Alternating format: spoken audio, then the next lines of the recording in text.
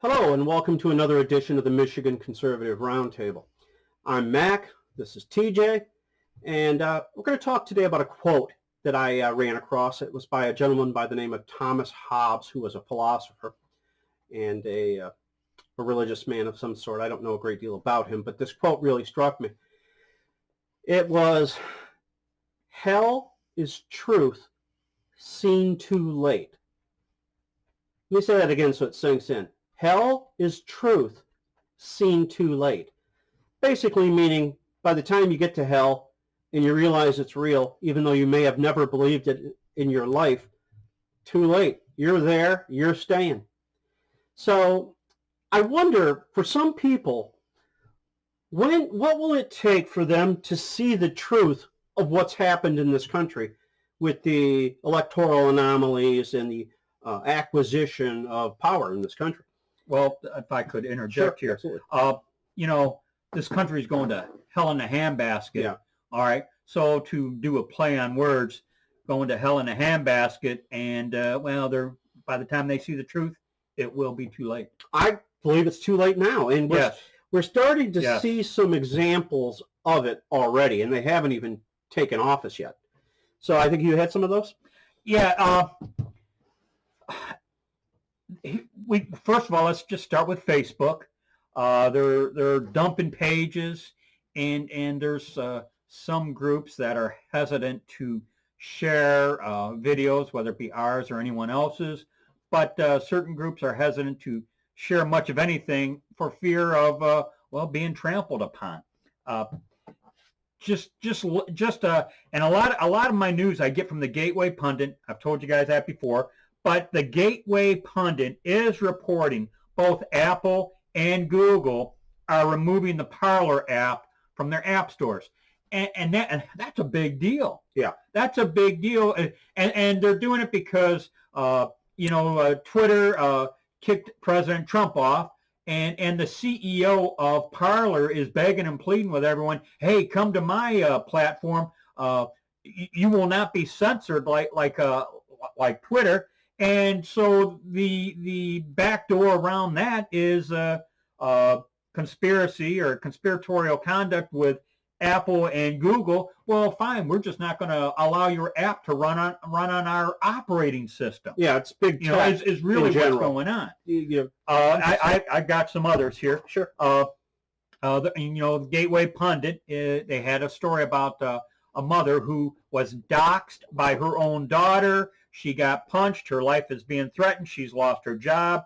There's another article in the Gateway Pundit. Twitter's kicked General Flynn off. Twitter's kicked President Trump off permanently. Sidney Powell, Twitter's kicked her off. And you know what? We're talking about most likely permanent bans for all of these examples I've just cited, which come from the Gateway Pundit's reporting. And they're starting with the big guys first, and I imagine they'll make their way down to us, and they'll say that we've violated their community standards, which they change every other day. Yeah, and that is my suspicion and our concerns is that they're starting with the big names. YouTube has kicked off Steve Bannon's War Room. Yep. They're going to get him. They're going to get Rudy Giuliani. And as they're going to get the big guys. You know what? I wonder when they're going to kick Dr. Steve Turley off. They will go after Candace Owens, Officer Brandon Tatum. Yeah. Ben Shapiro, Dave Rubin. They're going to go for the big names first, and as they successfully accomplish that, then the little fish, us. Yeah, this is why you need to subscribe to this channel if you want to continue to hear it for as long as you can. We are on Parler. We are on Rumble. We are on BitChute. I share this channel to Facebook, to every page that we can. However, as you mentioned before, pages are starting to become afraid to share our stuff. That's if they even still exist. Yeah, a lot of them have been archived. Are shut down, and some of them are self-induced shutdown. But it's a culmination of all of the above, we'll say. And it goes to a comment I made on Facebook, which is tyranny really comes not just from them, but with your compliance. We've decided we're not going to comply, and they're going to kick us off, and so be it. That's what it's going to be. But, going back to the original question, and you get some fine examples there, will it take the fact that you got 80 Democrats in the Senate? Will it take that you got 400 House members that are Democrats? What will it take for you to see that this country has been given away? Will it take changing our flag, which I think is coming? Will it take changing our national anthem, which is, they're sure trying to. Everybody wants to take a knee now. And what will this new flag look like? I know they wanted to fly the rainbow flag for the LGBTQ community at all of our embassies. For what purpose, I really don't know, but that's what they wanted to do, and the president said no. I'm betting that happens on day one. We'll have this, for the lack of a better term, gay flag flying at all of our embassies, because, that's really important. Sexual orientation is important, that the people around the world know that we have gay people in America. Well, I just keep thinking about how the statement that we started the segment off with, and I fear it could be too late, and people, even let's just say the one sympathetic to our cause that might have said, oh, it's not going to be that bad. Yeah. Oh, we'll get through it. We just got some bad luck here. Well, we'll get them next time. Yeah. And you know what? There ain't my fear is there ain't no next time. People got through the Holocaust, but I don't want to go through one. Yeah, really.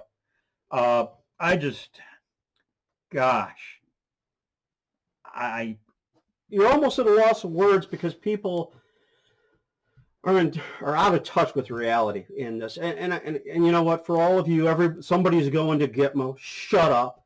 If you think arrests are right around the corner and President Trump is still going to be president somehow, shut up. Just, don't even watch this channel, because you're a nut. I suppose where I take the hit, me personally, I didn't realize the depth of the swamp. Me either. I just thought there were still enough good people there, and there just ain't. Well, we got a hint of it when you kept hearing it. Bill Barr, he's looking into it. Well, Bill Barr was only there as a stall tactic, to make it look like he was going to do something, to kick the can far enough down the road until he walked away. He says he sees nothing that influenced the election. Okay? That was his comment. Michigan, Pennsylvania, Georgia, I think New Mexico and Arizona had their Secretary of States change election laws. There was also election anomalies in Wisconsin. Yeah, okay, but they changed their laws, okay? Election laws. The Secretary of States or governors did that. The Constitution, I think it's in the 12th Amendment, is quite clear that power falls to the state legislature and only the state legislature. Now, if Bill Barr had any integrity, he could not possibly say he didn't see anything. And then you follow Texas saying, hey, Texas didn't feel they ought to suffer for the misconduct of another state, right? Whatever state that might be. But the Supreme Court said, it's not in our realm of jurisdiction, so Texas, you just got to deal with it. What I think is wrong, because any conflict, when one state sues another state, I believe it has to be heard in the Supreme Court.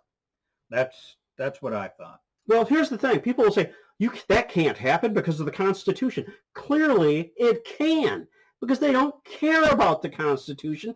You don't have people of integrity doing what they're supposed to do. The fix is in, and if you can't see it, I'm sorry, you're so damn stupid. I just, going back to the election anomalies, it was always my understanding that as states joined the Union, there was criteria that had to be met.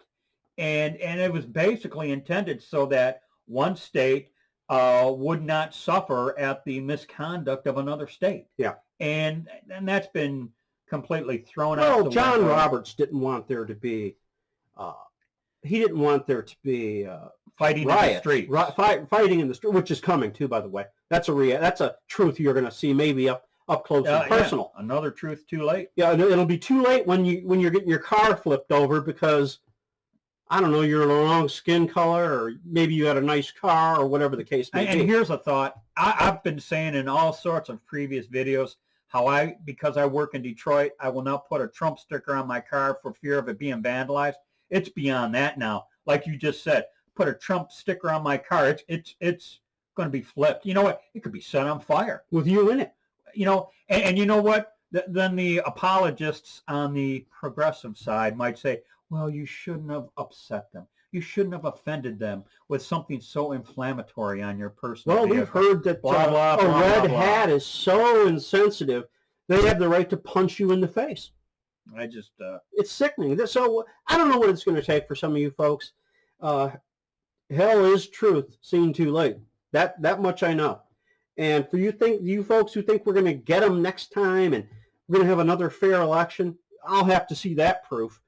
You know what? That could be, well, if we're fortunate, that could be another anomaly. Yeah, that would be another anomaly. But there's a famous quote: "It doesn't matter who casts the votes; it only matters who counts the votes." I think Stalin said that.